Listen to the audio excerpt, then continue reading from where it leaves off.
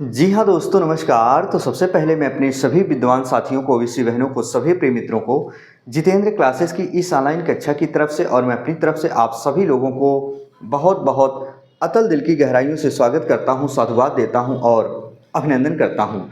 Student, जो हमारे विद्वान साथी और विदुषी बहनें जो भी कहीं मुझे दूर दराज एरिए से देख पा रहे हैं, सुन पा रहे हैं, आप लोगों के लिए मैंने हिंदी की क्लास स्टार्ट कर दीजिए और याद रखिएगा ये हिंदी की क्लास अनवरत चलेगी। तो इस वीडियो में आज हम बात करेंगे स्टूडेंट, जैसे कि आपका समास टॉपिक चल रहा है तो समास टॉपिक में मैंने अव्ययी भाव समास के बारे में बहुत अच्छे से पढ़ा। आज ये चौथी क्लास यानी 4 नंबर की क्लास आप तक पहुंच रही है और इसमें हम पढ़ेंगे तत्पुरुष समास। और तत्पुरुष समास के 2 उपभेद होते हैं, मैंने आपको बताया है। शुरू से आप वीडियो देखेंगे तो आप समझ जाएंगे। तत्पुरुष समास के 2 उपभेद होते हैं, एक द्विगु एक कर्मधारय। तो आज हम द्विगु पढ़ेंगे, फिर कर्मधारय पढ़ेंगे, उनके भेदों को, फिर तत्पुरुष समास के 6 उपभेदों को पढ़ेंगे।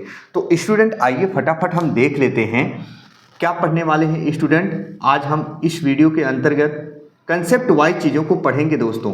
द्विगु समास क्या होता है, द्विगु समास क्या होता है स्टूडेंट, आइए जरा देखते हैं। द्वि का मतलब होता है स्टूडेंट 2 और गु का अर्थ होता है गाय। तो 2 गायों का समूह, 2 गायों का समूह ही क्या कहलाता है स्टूडेंट, द्विगु कहलाता है। स्टूडेंट, जो द्विगु समास होता है इसकी पहचान तो बहुत आसान है, पर स्टूडेंट बहुत बड़ी गलती करते हैं। जो चीज़ हमें आसान लगती है बाद में वही कॉम्पिटिटिव एग्जाम में हम सभी लोगों को कठिन प्रतीत होने लगती है। स्टूडेंट, हम अपने माइंड में ये सेट कर लेते हैं कि ये चीज़ आसान है और उसको हम पढ़ते नहीं हैं, उससे दूर दूर दूर दूर होते जाते हैं। आइए, 2 गायों का समूह ही क्या कहलाता है स्टूडेंट, द्विगु कहलाता है। द्विगु समास का पूर्व पद संख्यावाची होता है। जी हाँ स्टूडेंट, द्विगु समास का पूर्व पद संख्यावाची होता है, संख्यावाची होता है स्टूडेंट। ये पॉइंट वाली बात है और यही वेरी वेरी इंपॉर्टेंट हम बात करेंगे। पॉइंट वाली बात क्या कि इसमें संख्याओं का संहार यानी विनाश किया जा सकता है। बहुत सारे स्टूडेंट गलतियां करते हैं। जो हमारा बहुव्रीहि समास होता है उसमें भी पूर्व पद संख्यावाची होता है। हमारे बहुत से शिक्षकगण आपको बता के चले जाते हैं कि जितने भी देवी देवताओं के नाम होते हैं वो बहुव्रीहि समास होते हैं, पर ऐसा नहीं। बहुत सारे ऐसे शब्दकोश होते हैं जो देवी देवताओं से संबंधित नहीं होते हैं, वो भी हमारे बहुव्रीहि समास होते हैं। तो जरा देखिएगा, ध्यान से सुना। तो मैं जो पॉइंट लिख रहा हूं इसमें संख्याओं का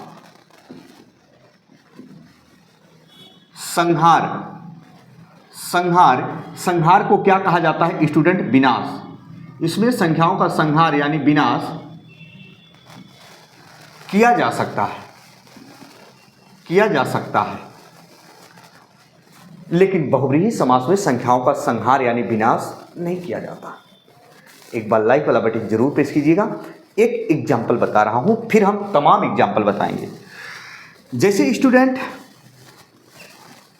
ये मैंने चौराहा बना दिया, 2 रास्तों का कटान बिंदु, जैसे हम मैथमेटिक्स में पढ़ते हैं इंटरसेक्ट लाइन। स्टूडेंट, ये एक रास्ता है, एक रास्ते को दूसरा रास्ता काट दिया, तो आप जानते हो इसे ही केंद्र को क्या कहा जाता है, चौराहा। ये क्या है, एक चौराहा। स्टूडेंट ध्यान से सुनिएगा, अगर चौराहे के एक रास्ते को हम ब्लॉक कर दें या चौराहे का एक रास्ता एक तरफ का खराब हो गया, आवागमन बंद हो गया, तो अब ये चौराहा नहीं, क्या हो गया स्टूडेंट, तिराहा हो गया। बात समझना। लेकिन जैसे हम कहते हैं त्रिनेत्र भगवान शिव के लिए आता है, समझो, लॉजिक समझो। हम आपको वो चीज़ बताएंगे दोस्तों, हर चीज़ जहाँ साइलेंट होती है। त्रिनेत्र किसे कहा जाता है, भगवान शिव को। ऐसे ही क्या कहा जाता है दोस्तों, दशानन किसे कहा जाता है, रावण को। दशानन के 10 सिर होते हैं आनन का मतलब मुख होता है, जितने सिर उतने मुख। तो दशानन 10 हैं आनन जिसके। क्या रावण के 10 सिर हैं? क्या भगवान शिव के 3 आंखें हैं या 3 नेत्र हैं? क्या आप उसको हटा सकते हो? क्योंकि आपके द्वारा क्या विनाश किया जा सकता है? क्या आप रावण के एक सिर को विनाश कर सकते हो? भगवान शिव के एक आंख को संहार कर सकते हो, विनाश कर सकते हो, हटा सकते हो? ये दुनिया की कोई ताकत नहीं है। अर्थात इनमें संख्याओं का संहार अर्थात विनाश नहीं किया जा सकता, अर्थात तीसरा पद रूढ़ हो जाता है, इसीलिए बहुव्रीहि कहलाता है। तो दोनों में अंतर समझो। इसमें विनाश किया जा सकता है द्विगु समास में संख्याओं का, पर इसमें नहीं। आइए एग्जाम्पल के साथ स्टूडेंट समझते हैं, है ना। एग्जाम्पल के साथ यदि आप समझोगे तो आप सक्सेस रहोगे, हमेशा सफल रहोगे। आइए जैसे हम वो एग्जाम्पल कराएंगे जो आपके कॉम्पिटिटिव एग्जाम में आते हैं। स्टूडेंट जैसे हम यहाँ दे रहे हैं आपको सवाल, शताब्दी। शताब्दी आएगा, शताब्दी यानी 100 वर्षों का समूह। शताब्दी यानी 100 वर्षों का समूह। ऐसे देगा student Satsai, very very important. सत का मतलब 700, सही का मतलब दोहा या रचना, 700 दोहों या रचना का समूह। और इस सत का मतलब होता है 100। इस सत का मतलब होता है 100, इस सत का मतलब होता है 700, क्योंकि ये दंत्य सकार है, ये तालव्य सकार है। तो 700 दोहों का समूह, 100 वर्षों का समूह, शताब्दी। समझ गए? ऐसे आता है Atwara, very very important. Atwara, Atwara किसे कहा जाता है स्टूडेंट? 8वें दिन जहां बाजार लगती हो, जैसे हर एक जो स्टूडेंट शहर होते हैं उन शहरों के अंदर जो बाजारें लगती हैं, कहीं कहीं आइतवार को बाजार लगती है यानी संडे को, कहीं कहीं मंडे को, कहीं कहीं बृहस्पतिवार को। तो अटवारा 8वें दिन जो बाजार लगती है उसी को क्या कहा जाता है? अटवारा। आइए वेरी वेरी इंपॉर्टेंट क्वेश्चन, जैसे मैंने लिखा चौपड़। क्या लिखा? चौपड़। चौपड़ किसे कहा जाता है स्टूडेंट? आइए यही एग्जाम में आएंगे जिसको आप आसान समझते हो। ये मैंने बताया अभी कि 2 रास्तों का कटान बिंदु क्या होता है? चौराहा। ये तो चौराहा हो गया, चारों तरफ जिधर रास्ते हो आवागमन चालू हो। लेकिन चौराहे के चारों तरफ जो रास्ते बने हैं, चारों तरफ यदि बाजार लगी हो, जैसे आपने देखा होगा बहुत सारी सिटी होती है, 4 रास्ते कटे होते हैं, इधर भी दुकानें होती हैं, इधर भी बाजारें लगी होती हैं, इधर भी बाजारें, उधर भी बाजारें। तो स्टूडेंट उसे तब चौराहा नहीं कहा जाता, उसे क्या कहा जाता है? चौपड़। चौराहा और चौपड़ दोनों में अंतर है, समझ गए होंगे। तो स्टूडेंट अटवारा, सतसई, शताब्दी ऐसे देता है। जैसे आएगा सप्ताह, 7 अहनों का समूह। तो अब हम बताएंगे आपको, बहुत इंपॉर्टेंट बिंदु बताने वाले हैं, क्योंकि जो लोअर पीसीएस के स्टूडेंट होते हैं बहुत बड़ी गलती करते हैं, कभी कभी समास विग्रह दे देता है और लोग आपको गलत बता के चले जाते हैं, तो गलत मत करिएगा। सप्ताह, अब स्टूडेंट कहेंगे इसका समास विग्रह क्या होता है? तो सप्ताह का 7 दिनों का समूह नहीं होता है समास विग्रह, 7 अहनों का समूह होता है। रीजन क्या है? सामासिक पद में हमारे हिंदी भाषा भाषी के विद्वान साथियों ने ये कहा, जिस सामासिक पद का अपना मूल अर्थ निकलता है उसका अर्थ नहीं, वो सामासिक पद ही डायरेक्ट लिखा जाता है। तो मेरा कहने का मतलब ये है, सप्ताह 7 अहनों का समूह होता है। समास विग्रह 7 अहन का मतलब दिन होता है, तो 7 अहनों का समूह होता है। जैसे आपने देखा होगा दोस्तों, हम हमारे घर परिवार में किसी की डेथ हो जाती है, कुछ समय बाद हम एक शोक संदेश या शोक कार्ड छपवाते हैं, उसमें लिखा होता है मृत्योपरांत। मृत्योपरांत लिखा जाता है, विवाहेतर लिखा जाता है। विवाहेतर का मतलब विवाह के पहले, मृत्योपरांत का मतलब मृत्यु के बाद। तो कार्ड में तो ये नहीं लिखा जाता है कि मृत्यु के बाद, ये लिखा जाता है मृत्योपरांत। जो प्रांत होता है वो स्टूडेंट याद रखना, हमेशा और हमेशा प्रत्यय नहीं होता है, उपसर्ग होता है। जबकि आप समझ बैठते हैं गलती से कि वो प्रत्यय जुड़ा होता है, नहीं। तो मृत्योपरांत यानी मृत्यु के बाद, तो जो शब्द अपना अर्थ दे रहा होता है उसका अर्थ नहीं लिखा जाता है, वो शब्द ही डायरेक्ट लिखा जाता है। शताब्दी 100 वर्षों का समूह, सतसई 700 दोहों का समूह, ऐसे ये हो गया। अच्छा, जैसे दोस्तों इसी में आता है, बहुत सारे शब्द होते हैं, जरा देखो हम फटाफट लिख दे रहे हैं। जैसे आता है दुपट्टा, दुपट्टा क्या लिख दिया मैंने? दुपट्टा लिख दिया स्टूडेंट। अब देखो जैसे एकांकी लिख दिया, तो दुपट्टा लिख दिया दो पट्टियों का समूह। जैसे हम हमारे घर परिवार की जो गृहिणियाँ होती हैं, यानी जो स्त्रियाँ होती हैं स्टूडेंट, जो वस्त्र उपयोग में लेती हैं, जिन्हें दुपट्टा कहा जाता है, जिस पे दो पट्टियाँ होती हैं। चाहे तो हम फैशनेबल के लिए सिंगल पट्टी बना सकते हैं एक तरफ, तो प्री स्टूडेंट उसमें हम बदलाव कर सकते हैं। डबल पट्टी थी, सिंगल कर लिए, संख्याओं का संहार यानी विनाश कर दिए। तो स्टूडेंट आइए ऐसे देखते हैं। दुपट्टा हो गया, अटवारा हो गया, सतसई हो गई, शताब्दी हो गई, चौपड़ हो गया, चौराहा हो गया, ऐसे आएगा दोस्तों। तो जरा देखो, अब यहाँ हम लिख दे रहे हैं एकांकी। फटाफट देखो, एकांकी, एकांकी का मतलब एक अंकों का समूह। इकहरा, इकहरा आएगा, एक लवर जिसे कहते हैं। दोलड़ा आएगा दोस्तों, क्या? दोलड़ा आएगा, ऐसे ऐसे चौलड़ी आएगी, दोलड़ा आएगा जिसमें दो लड़ियां होती हैं, चौलड़ी जिसमें चार लड़ियां होती हैं। ऐसे स्टूडेंट बहुत सारे हैं, जैसे नवग्रह, पूर्व पद संख्यावाची, नवग्रह, नवरात्र, नवग्रह दे दिया, नवरात्र दे दिया। स्टूडेंट इसी में एक ऑप्शन देगा नव युवक। तो नव युवक, युवक की विशेषता बता रहा है कि युवक यानी वो व्यक्ति कैसा है, यंग है, जवान है, वो कर्मधारय समास होगा। हम सब बताएंगे, जहां अंतर करना पड़ेगा कर्मधारय समास आने दो। तो नवग्रह दे देगा, नवरात्र दे देगा, है ना स्टूडेंट। जैसे पंचवटी दे दिया, देखो नौलखा दे दिया, क्या दे दिया स्टूडेंट? नौलखा दे दिया। ऐसे बहुत सारे शब्दकोश होते हैं, जरा देखिए, एक बार स्क्रीनशॉट लीजिए और हम फटाफट लिखते चलते हैं।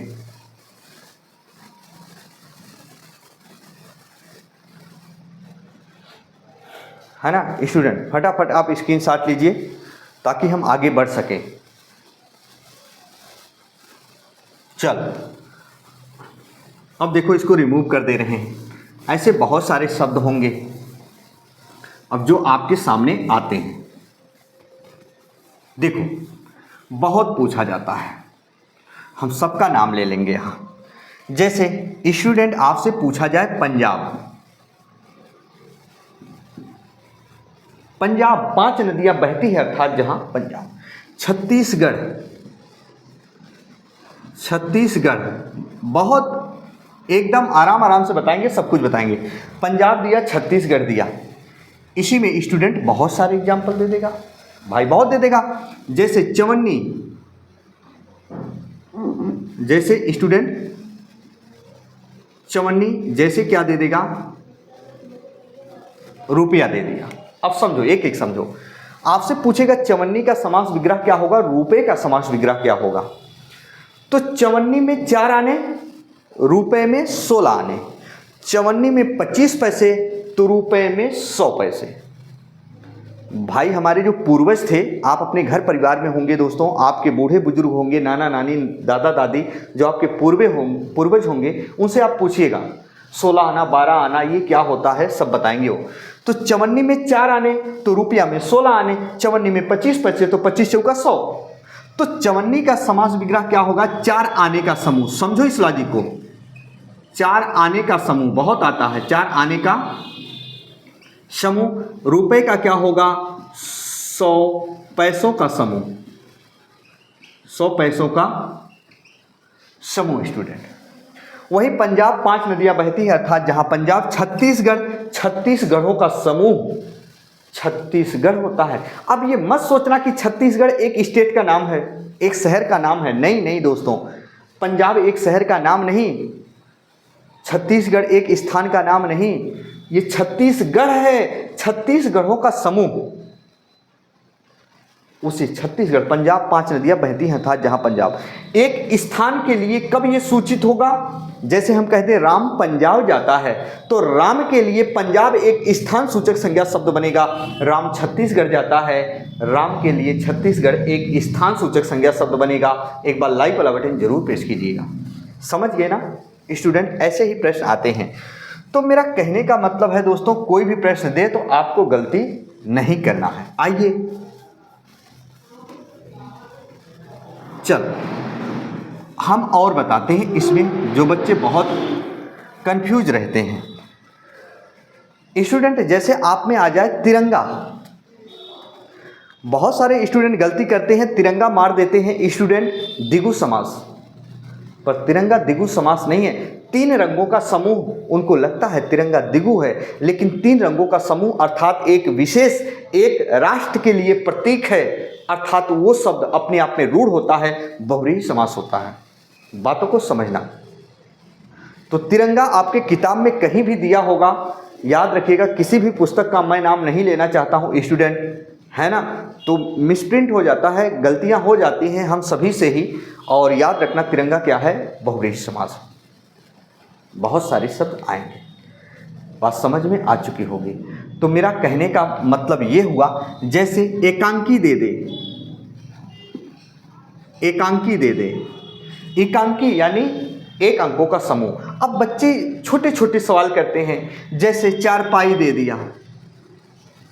अब स्टूडेंट इसको बताने लायक थोड़ी एक हम यहाँ 4 पाई लिखेंगे, 4 पाई लिखने आए हैं। तो समझो स्टूडेंट, एकांकी लिख दिया, 4 पाई लिख दिया, ऐसे 2 पहाड़ लिख दिया।